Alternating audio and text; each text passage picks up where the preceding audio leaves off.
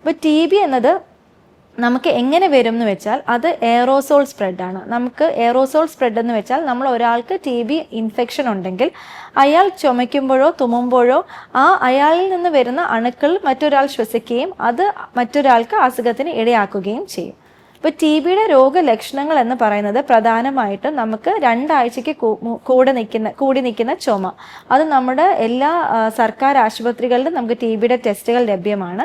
അപ്പോൾ 2 ആഴ്ചയ്ക്ക് മുകളിൽ ചുമ നിൽക്കുകയാണെങ്കിൽ, അതോടൊപ്പം രാത്രിയിൽ പനി വരിക, വേർക്കുക, കഫത്തിൽ രക്തത്തിൻ്റെ അംശം കാണുക, വിശപ്പില്ലായ്മ, ശരീരം ക്ഷീണിക്കുക എന്നതെല്ലാം തന്നെ ടി ബിയുടെ ലക്ഷണങ്ങളാണ്. അപ്പോൾ അങ്ങനെ എന്തെങ്കിലും ഒരു ലക്ഷണം ഉണ്ടെങ്കിൽ നമ്മൾ ആദ്യമായി ചെയ്യേണ്ടത് നമ്മൾ അടുത്തുള്ള സർക്കാർ ആശുപത്രിയിലോ അടുത്തുള്ള പ്രൈവറ്റ് ആശുപത്രിയിലോ നമ്മൾ ചെന്ന് കഫം പരിശോധിക്കുക എന്നതാണ്. അപ്പോൾ കഫം പരിശോധിക്കുമ്പോൾ നമ്മൾ ടി ബിയുടെ അണുക്കൾ കാണുകയാണെങ്കിൽ നമ്മൾ ടി ബിയുടെ ടെസ്റ്റ് പോസിറ്റീവാണ്. അതോടൊപ്പം തന്നെ നമ്മൾ ചെസ്റ്റ് എക്സ്റേ, നെഞ്ചിൻ്റെ എക്സ്റേ എടുത്ത് നോക്കാവുന്നതുമാണ്.